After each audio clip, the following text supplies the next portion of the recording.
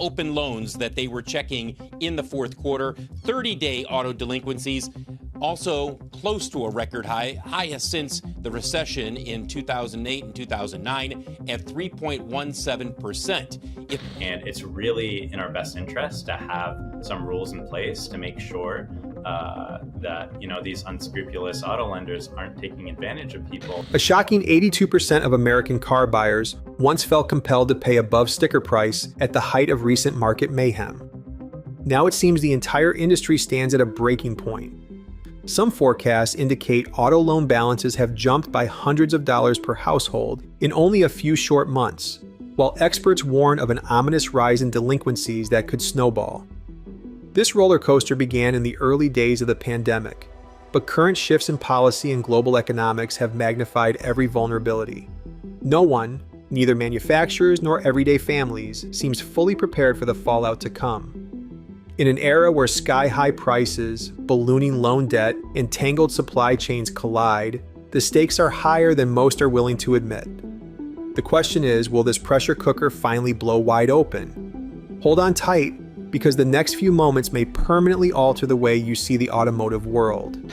In the past 10 years, outstanding loan debt has doubled, and auto loan debt in the US is at a record high. Younger Americans are also more in trouble than they've ever been in. Rising vehicle costs once started as a temporary shock, fueled by low inventory and desperate buyers. Yet this supposed blip has stretched into a systemic crisis. During the frenzy of 2020 and 2021, production cuts, global supply chain snags, and sudden bursts of fresh demand turned the car buying equation upside down. Within months, car lots emptied as manufacturers and dealers found themselves able to charge record sums. This surge in pricing led Americans to take on more than $1.7 trillion in auto loan debt, an unprecedented high. More than 100 million Americans have an auto loan, and auto loan debt in the US is currently at $1.5 trillion, a record high. But even as some economists predicted a rebalancing, conditions only grew more turbulent. Rumblings of a new policy move, tariffs of up to 25% on imported models, rattled consumer confidence. Whispers of more trade wars have magnified the tension. Any such move could make vehicles, both new and used, prohibitively expensive.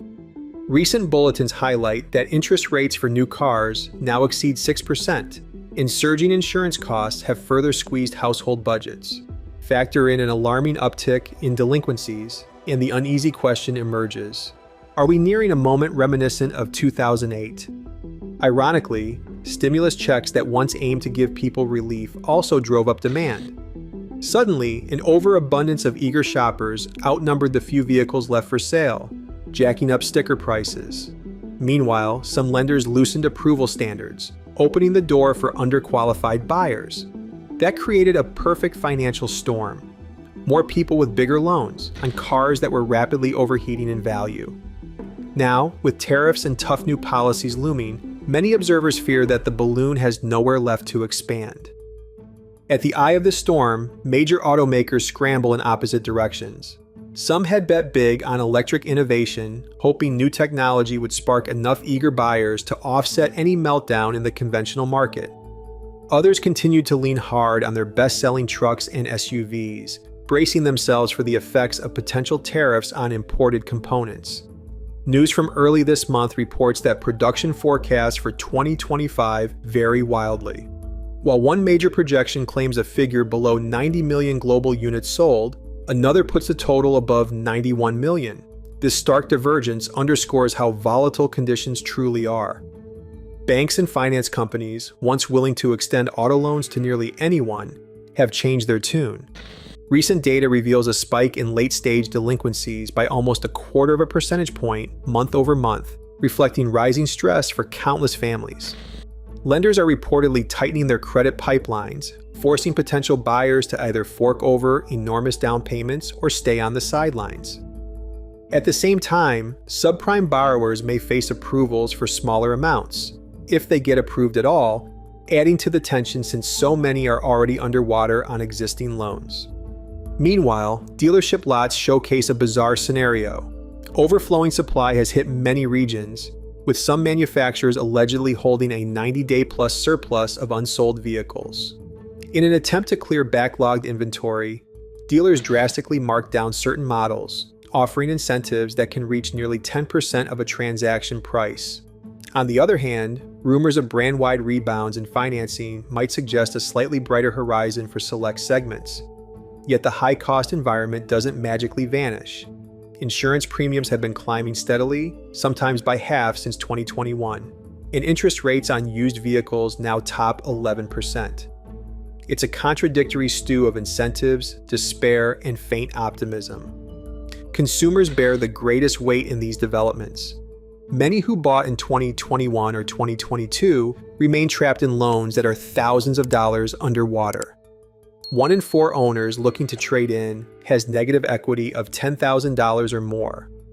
Reports also hint that student loan payments resuming have piled onto this crunch, creating what some analysts call a debt sandwich. People are forced to choose which bill to pay on time, risking missed auto installments that lead to repossessions. So when experts warn the situation is about to escalate further, it's no idle speculation. It's a real possibility affecting millions of households. Though much of this drama centers on the United States, global ripples are everywhere. Several automakers with massive global footprints have begun announcing tough decisions. One major brand revealed profit drops of as much as 90% year over year, leading to a wave of layoffs and restructuring. In Europe, a parallel complexity arises. Demand appears flat, hitting around 15 million units and barely budging from previous years.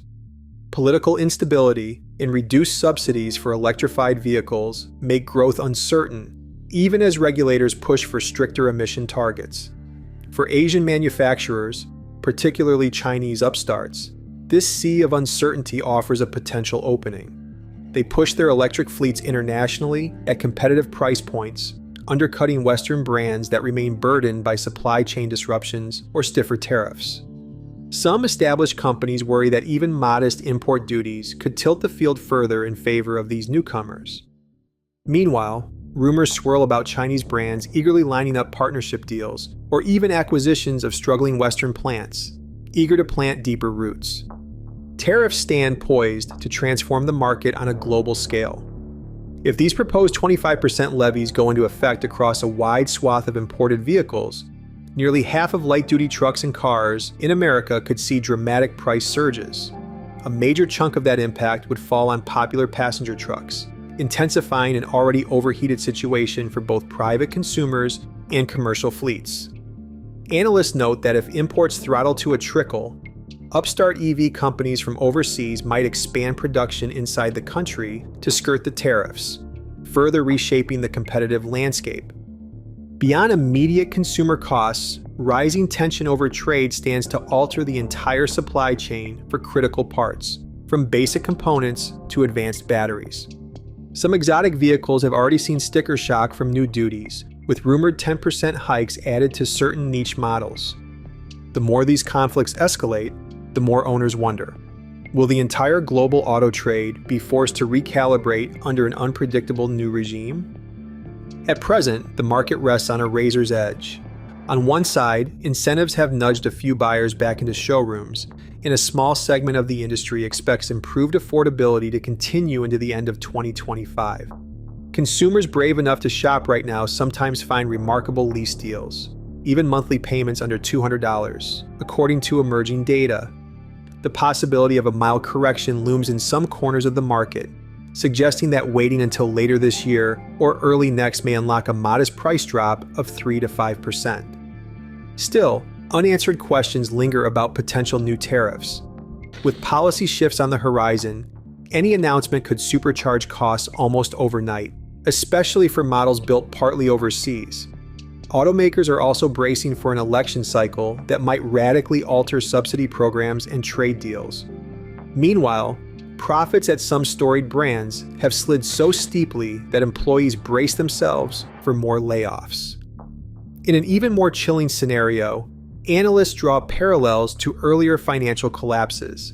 The auto sector's swelling loan bubble, combined with rising credit card obligations and resumed student debt payments, suggests that many consumers teeter on the brink.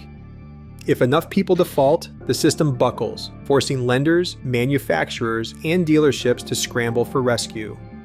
Confirmed developments show that repossessions are ticking up across multiple segments, adding to hints of a cascading effect. These signs paint a picture of both short-term bargains for the bold and lurking danger for the financially strapped, leaving everyone guessing which reality will dominate in the months ahead. The auto market stands at a crossroads, neither stable enough to ensure smooth cruising, nor fragile enough for a definitive collapse, at least not yet. Tensions around tariffs, swelling inventories, and the specter of negative equity could break the status quo faster than many anticipate. Every step forward the industry takes seems immediately pulled back by inflationary pressures or sudden policy threats, chiseling away at consumer confidence. If future tariffs strike and global forecasts prove inconsistent, how quickly could a so-called correction spiral out of control? Or might new incentives keep struggling families afloat just long enough to see prices stabilize? For now, the only certainty is that there are no easy answers. All around, the mood remains anxious and uncertain. One thing, however, rings true. The car market is more precarious than it has been in decades, and the fallout, whether mild or tsunami-like, may define this next era of automotive history.